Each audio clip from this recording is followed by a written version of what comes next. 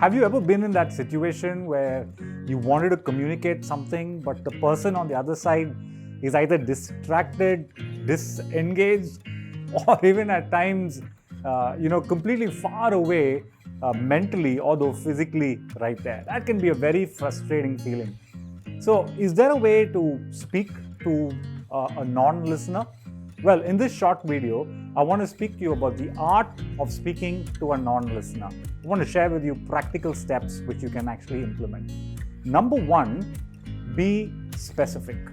What do I mean by be specific? One, be specific with yourself prior to the meeting about what exactly that you want to communicate, right? I think it's important to cut away the extras and get to the core, get to the meat of what you want to talk.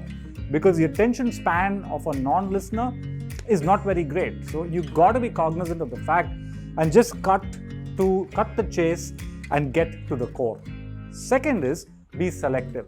Select a time in a day and select a space where there would be minimal distractions. Setting a time, very important.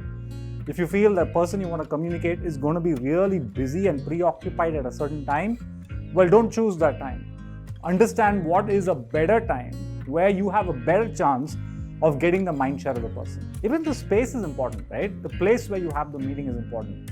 So it is often a great idea to take the person away from his or her natural space, his or her office or cubicle, to another space which is probably more quieter, maybe a space that's less threatening, and a space which actually can help you to get more focus. So be selective.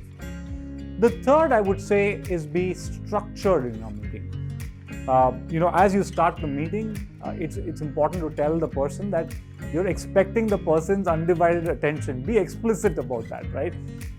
Tell the person how long the meeting is going to last. Maybe the meeting is going to last 25 minutes. Maybe it's going to last 30 minutes, right? Tell the person that the meeting is going to last for 30 minutes. Getting that alignment up front is very important. Structure how you want to talk about the meeting, how you want to go about the meeting, right? Maybe you can tell them, hey, you know what, at the end, you can ask me all your questions. So make a list of the questions that you want to ask me, ask the questions in the end. Maybe you want to follow the pattern of ask me the questions on the go. But if I were you, I would go with questions at the end for somebody who's distracted, because just asking questions in between can derail the discussion. In terms of being structured, I think it's also important for you to be in charge of the conversation, because very often the conversation can go in different directions. So being structured means that you're in control, which means you bring back the discussion to the core every time it seems to be going in different directions. The next I will say is be short. No point having a lengthy meeting, right? Because attention spans are short. So I would say about 30 minutes at best. Keep your meetings brief, but keep your meetings productive. Sometimes we live with the opinion that long meetings means more productive. On the contrary, the shorter the meeting, the more effective it is, and therefore it ends up being more productive. So plan for a short meeting, but plan for a productive meeting. And finally, I would say be supportive.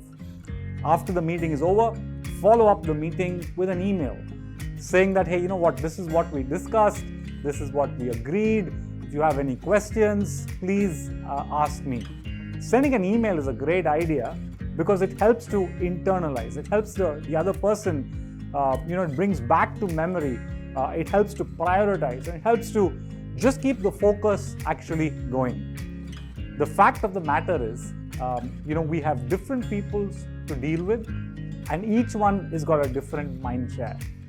The person who's distracted, the person who's seemingly disengaged is not necessarily a bad person. It's just that their mind share could be short. So it's important for you and it's important for me to learn the art of speaking to a non-listener, right? So just to summarize, be specific, be selective, be structured, be short, and be supportive.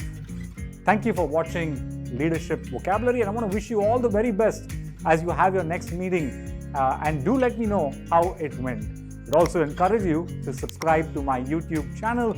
You'll find content on leadership and on faith.